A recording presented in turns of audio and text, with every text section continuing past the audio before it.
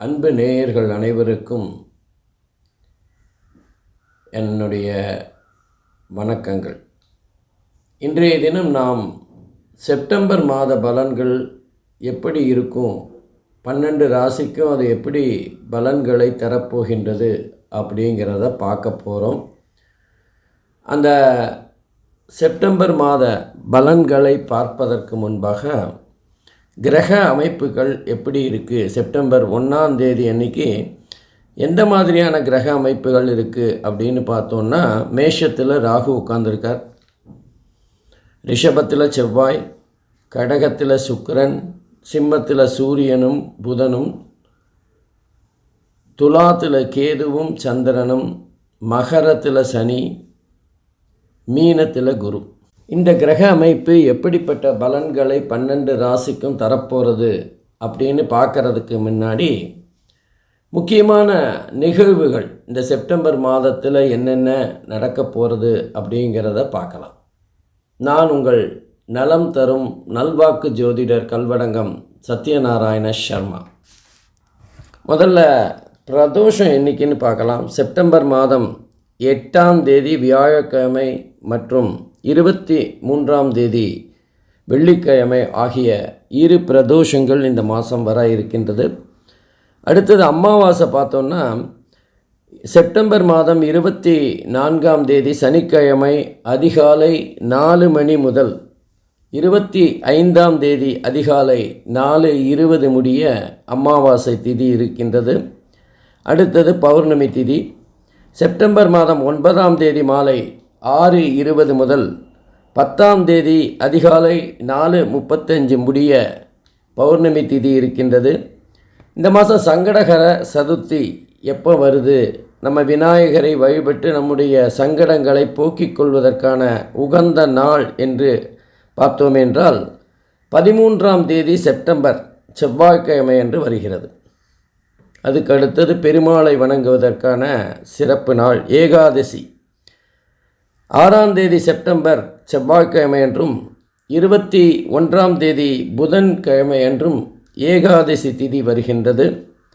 ஷஷ்டி திதி முருகரை வழிபடுவதற்கான உகந்த நாள் என்று பார்த்தோமே என்றால் செப்டம்பர் 2ஆம் தேதி மற்றும் செப்டம்பர் 16ஆம் தேதி என்று ஷஷ்டி திதி வருகின்றது.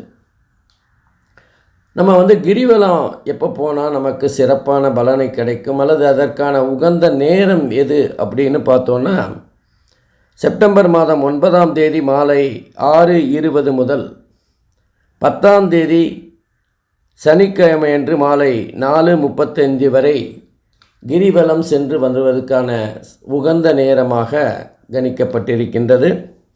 அடுத்து வாஸ்து நாள். பொதுவாக இந்த மாதத்தில் ஒவ்வொரு மாதமும் வாஸ்து நாள் என்பது நம்ம வீடு சம்பந்தமான ஏதாவது புனரமைப்புகள் அல்லது புதிதாக வீடு கட்டுவதற்கான காலத்தை சொல்லுகின்ற ஒரு வாஸ்து நேரம்.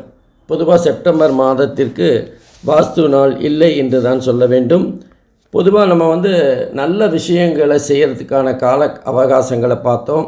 இப்போது நம்ம சில நேரங்களில் புதிய முயற்சிகள் சுப நிகழ்ச்சிகளை செய்யக்கூடாது. அதை எண்ணிக்கலான்னு பார்த்தோன்னா, முதல்ல கரிநாள் வருகின்ற காலகட்டத்தில் எந்த புதிய முயற்சிகளையோ அல்லது நம்முடைய சுப நிகழ்வுகளையோ செய்யாமல் இருப்பது சிறப்பு. 13ஆம் தேதி செப்டம்பர் மாதம் செவ்வாய்க்கிழமை சுப நிகழ்ச்சிகளை தவிர்ப்பது நலம். அடுத்தது பார்த்தோம்னா அஷ்டமி நவமி. அஷ்டமி என்பது செப்டம்பர் 3ஆம் தேதி சனிக்கிழமை காலை 10 முதல், அதே மாதிரி செப்டம்பர் 4ஆம் தேதி ஞாயிறு காலை 8 மணி வரை அஷ்டமி திதி இருக்கின்றது. நவமி திதி பார்த்தோன்னா செப்டம்பர் 4ஆம் தேதியே ஆரம்பிக்கிறது. நவமி திதி ஞாயிற்றுக்கிழமை. செப்டம்பர் மாதம் வருகின்ற சில முக்கிய நிகழ்வுகளை பார்க்கலாம். செப்டம்பர் 5ஆம் தேதி ஆசிரியர் தினம். அன்றைய தினம் ஆசிரியர்களுக்கு மதிப்பு கொடுத்து அவர்களுடைய ஆசீர்வாதங்களை பெறுகின்ற நாள். டாக்டர் ராதாகிருஷ்ணன் அவர்களுடைய பிறந்த நாள் அன்று. செப்டம்பர் 8ஆம் தேதி ஓணம் பண்டிகை. அன்றே எழுத்தறிவு தினம் என்று படிக்கின்ற மாணவர்களுக்கான தினமாக கொண்டாடப்படுகின்றது. செப்டம்பர் 11ஆம் தேதி அன்று பித்ருக்களுக்கு கர்மா செய்கின்ற மகாலயபட்சம் ஆரம்பமாகின்றது. வருடந்தோறும் திதிகள் கொடுத்து நம்முடைய மூதாதையர்களுக்கு நாம் உணவளிக்க வேண்டும் என்பது ஒரு ஐதீகம். அதை செய்ய தவறியவர்கள் இந்த மகாலயபட்சத்தில் அந்த பித்ருக்களுக்கு உணவளித்து தங்களுடைய தோஷங்களை போக்கிக் கொள்ளலாம். அன்று செப்டம்பர் 11ஆம் தேதி அன்றுதான் பாரதியார் நினைவு நாள். செப்டம்பர் 25ஆம் தேதி மகாலய அமாவாசை. அன்றைய தினம் நவராத்திரி குலு வைக்க உகந்த நேரமாக காலை 7:30 முதல் 9 மணி வரை. செப்டம்பர் 26ஆம் தேதி அன்று நவராத்திரி ஆரம்பம்.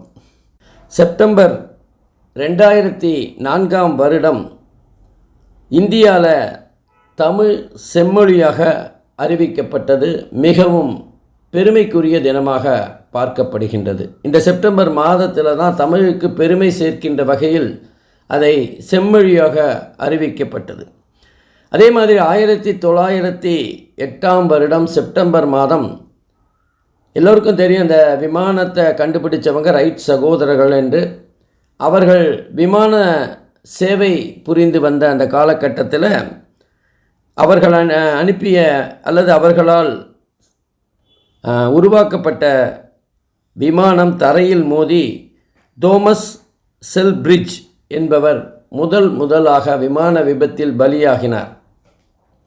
அடுத்ததாக நம்ம பார்க்க போகிறது ஒவ்வொரு ராசிக்குமான பலாபலன்கள். இனிய ரிஷபராசி என்பர்களே, இப்போ நம்ம செப்டம்பர் மாத ரிஷபராசி பலன்கள் எப்படி இருக்கும் அப்படின்னு பார்க்கலாம். கிரக அமைப்புகள் படி பார்த்திங்கன்னா செவ்வாய் ரிஷபராசியிலேயே இருக்குது. கடகராசியில் சுக்கிரன், சிம்மராசியில் சூரியன் புதன், கேதுவும் சந்திரனும் துலாம் ராசியில், சனி மகரத்தில், மீனத்தில் குரு பகவான், ராகு மேஷ ராசி. இதில் பார்த்திங்கன்னா சூரியன், சனி, குரு ஆகிய கிரகங்கள் சொந்த வீட்டில் ஆட்சியாக இருக்குது. இந்த அமைப்பு எப்படிப்பட்ட பலன்களை ரிஷபராசிக்கு தரும் அப்படின்னு பார்க்கலாம். கொஞ்சம் இந்த மாதம் உங்களுடைய உடல் இளைக்கக்கூடிய வாய்ப்புகள் இருக்குது. அப்படின்னா கொஞ்சம் கடினமாக உழைக்க போகிறீங்க, அல்லது உங்களோட கெப்பாசிட்டியை தாண்டி நீங்கள் வேலை செய்ய போகிறீங்க அப்படிங்கிற ஒரு அர்த்தம். அதே நேரத்தில் தவறான பாதையை தேர்ந்தெடுக்காமல் இருக்கிறது நல்லது. ஏன்னா ஏதாவது சின்ன திருட்டுத்தனம், அதாவது கொஞ்சம் மனசு லாபத்தை நோக்கி செல்லுகின்ற ஒரு தன்மை இந்த காலத்தில் இருக்கும். ஆபத்துக்கு பாவம் இல்லை அப்படின்னு செயல்படுகின்ற ஒரு காலகட்டமாக இருக்கும். கோபம் கொஞ்சம் ஜாஸ்தி வரும். மற்றவங்களை கேலி செய்து பேசுகின்ற ஒரு நாகரிகமில்லாத ஒரு தன்மை கொஞ்சம் அதிகரிக்கக்கூடும். இதெல்லாம் நீங்கள் கட்டுப்படுத்துறதுக்காக தான் சொல்கிறேன். அதே நேரத்தில் தந்தைக்கு லேசான தோஷத்தை தருகின்ற அமைப்பு தான் இதெல்லாம். இந்த செவ்வாய் ஜென்ம ராசியில் இருக்கிறதுனால வருகின்ற ஒரு பாதகமான பலன்கள். அடுத்தது உடன்பிறப்புகள் மூலமாக, குறிப்பாக சகோதரிகள் மூலமாக நிறைய உதவிகளும் அன்பு பாசம் இதெல்லாம் கிடைக்கக்கூடிய வாய்ப்புகள் இருக்குது. சுகஸ்தானம் பாதிக்கிறது. அதனால் எங்காவது கையில் காலில் அடிக்கடி அடிபட்டுட்டே இருக்கும். ஏதாவது நடந்து போகும்போது நிலப்படியில் இடிச்சிக்கிற தலையில் இடிச்சுப்பாங்க, அல்லது கால் ஏதாவது கல் தடுக்கி நகம் பேந்துடும். இந்த மாதிரி சின்ன சின்ன அடிகள் ஏற்பட்டு கொண்டே இருக்கக்கூடிய காலம். ஆபரணங்கள், பூமி, வாகனம் போன்ற விஷயங்களில் ஈடுபடும் போது கொஞ்சம் கவனமாக இருக்கிறது நல்லது. நஷ்டம் வரக்கூடிய வாய்ப்புகள் இருக்குது. புகழ், வாகனம், செல்வம், தானியம் இதெல்லாம் சேர்க்கக்கூடிய காலகட்டம்தான். இதெல்லாம் வாங்கக்கூடிய அல்லது பூமி போன்ற வாங்கணுங்கிற ஒரு எண்ணம் மனசில் உதிக்கும். ஆனால் கொஞ்சம் கவனமாக இருக்கணும். அதில் நம்ம ஏமாந்து போகக்கூடிய வாய்ப்புகள் அதிகமாக இருக்குது, அல்லது அதன் மூலமாக ஏதாவது நஷ்டம் வரக்கூடிய வாய்ப்புகள் இருக்குது. உறவினர் சேர்க்கை உண்டு. உறவினர்கள் நம்ம வீட்டுக்கு வந்து சந்தோஷமாக இருந்து விட்டு செல்லுகின்ற ஒரு காலகட்டமாக இருக்கும். கடன் பகை இதெல்லாம் அழிக்கக்கூடிய காலம் இது. இருக்கிற கடனை அடிச்சுட்டு கொஞ்சம் மனசு நிம்மதியை பெறுகின்ற காலம், அல்லது பகைவர்கள் இருந்தால் அந்த பகைவர்களை வெற்றி கொள்ளுகின்ற ஒரு காலகட்டமாக இருக்கும்.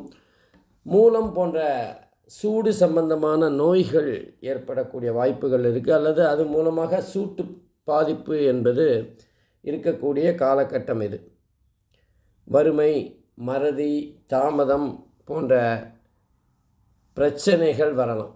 நம்ம ஏதாவது குறிப்பாக பார்த்தோன்னா இந்த மறதி மூலமாக மாணவர்களுக்கு கொஞ்சம் படிப்பில் கொஞ்சம் குறையக்கூடிய வாய்ப்புகள் இருக்குது, அல்லது படிப்பில் ஆர்வம் இல்லாத ஒரு சூழ்நிலை இருக்கும், அல்லது புரிபடாத ஒரு நிலைமை இருக்கும். அதே நேரத்தில் எல்லாருமே கொஞ்சம் கவனமாக இருக்க வேண்டியது எங்கே அப்படின்னா, இந்த போதை வஸ்துக்கள் தேவையில்லாமல் நம்ம எதையாவது பழக்கப்படுத்தின்றோன்னு வச்சுக்கோங்களேன், அப்புறம் அதை விட முடியாமல் சிரமப்படுகின்ற ஒரு காலகட்டமாக இருக்கும். ஆனால் அதே நேரத்தில் வேலை தேடுகிறவர்களுக்கு நல்ல உத்தியோகம் அமையும். கொம்புள்ள ஏதாவது ஜீவராசிகள் மூலமாக ஆபத்துக்கள் வரலாம். கொஞ்சம் யோகம் குறைவான காலகட்டம்னு தான் சொல்லணும். தேவையில்லாத செலவுகளை இழுத்து விட்டுக்காமல் இருக்கணும். நம்மளே சில சமயங்களில் என்ன பண்ணுவோன்னா, எதையாவது ஒரு சின்ன பிரச்சனையை ஏற்படுத்தி அதன் மூலமாக அதுக்கு ஈடுகட்டுற மாதிரி பணத்தை கொடுக்க வேண்டிய ஒரு கட்டாயம், நிர்பந்தம் ஏற்படும். பொதுவாக வடக்கிலேருந்து ஏதாவது லாபகரமான செய்தியோ அல்லது லாபமான பொருளுதவியோ கிடைக்கக்கூடும். செல்வம் சேரக்கூடிய காலகட்டம் தான் இது. விரயம் பண்ணுறதுங்கிறது ரெண்டாவது பட்சம். நமக்கு வரவேண்டிய செல்வம் வந்து கொண்டு தான் இருக்கும். ஆடம்பரமான வாழ்க்கை அமையக்கூடிய காலகட்டம் தான். அதனால் கவலைப்பட வேண்டிய அவசியம் இல்லை. பொதுவாக வெளிநாடு அல்லது வெளிநாட்டிலிருந்து ஏதாவது ஒரு வகையான உதவிகள் கிடைக்கும். சில பேர் படிச்சுன்னு இருக்கிறோம், மேல் படிப்புக்காக வெளிநாடு செல்வதற்கு வாய்ப்புகள் அமையும். வேலைக்காக கூட சில பேர் வெளிநாடு சென்று வரக்கூடிய தன்மை இருக்கும். பொதுவாக வேலை தேடிக்கொண்டிருக்கின்றவர்களுக்கு வெளிநாட்டில் வேலையோ அல்லது வெளிநாட்டு கம்பெனியில் வேலையோ அமையும். அது இந்தியாவில் கூட இருக்கலாம். அந்த மாதிரியான ஒரு சூழ்நிலை தான் ஜாதகத்தில் இருக்குது. அதனால் பொதுவாக ரிஷபராசி என்பர்களுக்கு கொஞ்சம் கலப்படமான பலன்கள் தான் இருக்குது. நிறைய பிரச்சனைகளை தருகின்ற பலன்கள் இருந்தாலும் பண கஷ்டம் இல்லாதது ஒரு ஆறுதலான விஷயம். பொதுவாக செவ்வாய், சூரியன், சந்திரன், சனி ஆகிய கிரகங்கள் கொஞ்சம் மோசமான பாதகமான பலன்களை தருகின்ற அமைப்பில் இருக்கிறதுனால அதுக்காக பரிகாரம் பண்ணுறதுங்கிறது ஒரு விதத்தில் நமக்கு கொஞ்சம் தீமைகளை குறைக்கக்கூடிய வகையில் அமையும். சனிக்கிழமை தோறும் நவக்கிரகத்தை 9 முறை வலம் வந்து விளக்கு போடுறது கொஞ்சம் சிறப்பான பரிகாரமாக இருக்கும். மனதில் ஒரு நம்பிக்கையும் ஒரு விதமான உத்வேகமும் கிடைக்கக்கூடிய வாய்ப்புகள் இருக்குது. சில பேர் ஆஞ்சநேயரை வழிபடுவது கூட இந்த காலகட்டத்தில் சிறப்பான பரிகாரமாக அமையும். பொதுவாக இந்த கிரக அமைப்புகளின் மூலமாக பரிகாரம் செய்யணும்னா தான தர்மங்கள் செய்வது மிகச் சிறப்பானதாகும். குறிப்பாக ஊனமுற்றவர்களுக்கு அல்லது மாற்றுத்திறனாளிகளுக்கு உங்களால் இயன்ற உதவி, அது பொருள் உதவியாக இருக்கலாம், அல்லது உணவு கொடுக்கலாம், அன்னதானம் கொடுக்கலாம், அல்லது அந்த மாதிரியான மாணவர்களுக்கு படிப்புக்காக ஏதாவது ஒரு வகையில் உதவிகள் செய்யலாம். கல்வி தானம் அப்படின்னு சொல்லலாம். அவங்களுக்கு எக்ஸாம் ஃபீஸ் கட்டலாம், அல்லது அவங்களுக்கு பள்ளிக்கூட கட்டணத்தை செலுத்தலாம், அவங்களுக்கு புத்தகங்கள் வாங்கி கொடுக்கலாம். இது மாதிரி ஏதாவது ஒரு வகையில் நீங்கள் தான தர்மங்கள் செஞ்சீங்கன்னா அது சிறந்த பரிகாரமாக அமையும்.